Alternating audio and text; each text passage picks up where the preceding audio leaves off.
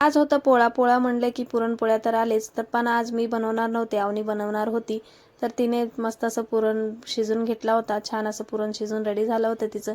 एकीकडे भात पण ठेवून घेतला होता तिने. आता तिचं पुरण आणि भात तर झालं होतं, तितक्यात नळसुद्धा आला होता, तर म्हणलं पाणी पण भरूनच घेते. फटाफट असं घागरी वगैरे देऊन घासून पाणी भरून घेतले. आता पाणी भरून झाल्यानंतर मनी प्लांटला पण पाणी देऊन घेतले. आज थोडंसं लवकर आला होता, त्यामुळं थोडं छान फ्रेश पाणी देता आलं मला. आता रात्रीच्या वेळेसला जास्त करून पाणी टाकत नाही मी, जास्त करून लवकर आलं तेव्हाच टाकते. त्यानंतर इथं लगेच आवनीनं पीठ पण चुरायला घेतला होता. आता पीठसुद्धा ती पहिल्यांदा चुरत होती, तरीसुद्धा मस्त चुरला होता तिने. आता तिचं पीठ वगैरे चुरून झाल्यानंतर मस्त देवासाठी निवेद पण बनवून घेतले होते तिने. छान असं छोटे छोटे निवेद बनवून रेडी झाले होते तिचे. तितक्यात मी आज लड्डू गोपालला एक ड्रेस शिवला होता.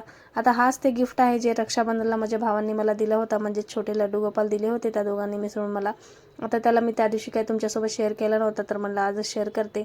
छान असं लड्डू गोपालला पगडी आणि ड्रेस छान मस्त शिवला होता. छान सजवल्यानंतर असे काही दिसतात माझे लड्डू गोपाल, बघू शकता तुम्ही.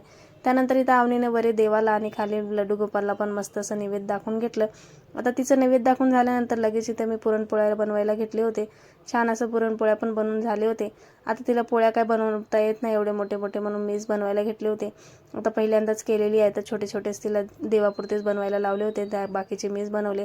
आता तितक्यात जेवायला बसायचं म्हणलं की लाईटसुद्धा गेली. आता गणपती जेवढ्या जवळ तेवढ्यांदा आमच्या घरी लाईट जाते, कारण जास्त करून गणपती इथले उंच उंच असतात आणि ते वायरला छेडखानी करण्यामध्ये लाईट तर जाणारच. तर असं काही होता माझा आजचा दिवस. तुम्हाला कसं वाटलं नक्की कमेंट करून सांगा. आवडलं असलं तर लाईक शेअर सबस्क्राईब करायला विसरू नका. आणि ह्याचा फुल व्हिडिओ आपल्या यूट्यूब चॅनलवर लवकरच येणार आहे, ते सुद्धा नक्की बघा. चलो बाय.